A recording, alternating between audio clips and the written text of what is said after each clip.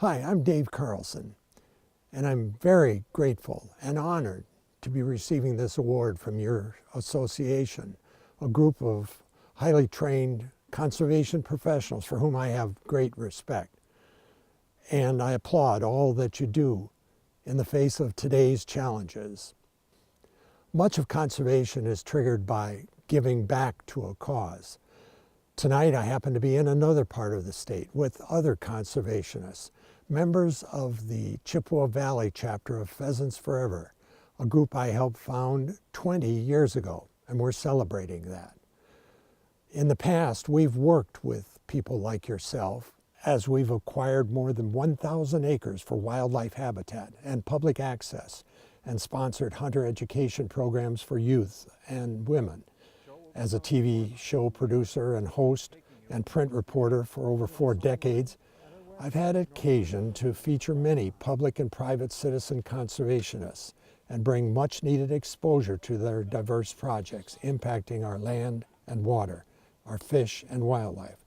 Their stories of dedication and selfless accomplishments were woven into those traditional fishing and hunting subjects that entertain, yes, but more importantly, inform audiences about conservation and environmental issues. My philosophy has been shaped by these events. I came to realize that nature is wrong only in the eyes of those who intervene in negative ways, choosing to work against nature instead of with it. That's why we have conservation management and regulations to protect our natural resources from intentional or unintended wrongs against what is right for the natural world. As you know, most of those taking up hunting and fishing agree to be regulated and pay for conservation measures. In so doing, they become, and some of them might dread this label, they become environmentalists. People acknowledge that many little parts make up the fragile whole. Today, conservation laws at local, state, and federal levels are under siege as never before.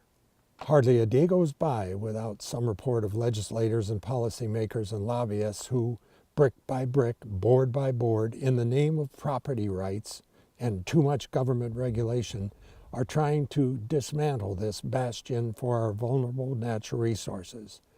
The future of our groundwater, shorelands, lakes, and rivers, and public access to navigable waters is what's at stake as decision makers meddle in science-based conservation laws. Much valuable time, energy, and money that could be devoted to sound conservation practices is spent butting heads and playing politics with sociology and science.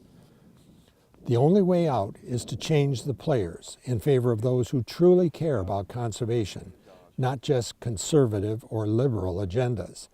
We need to promote an inclusive, enlightened stewardship effort that overwhelms those advocating minimal or no regulatory protection.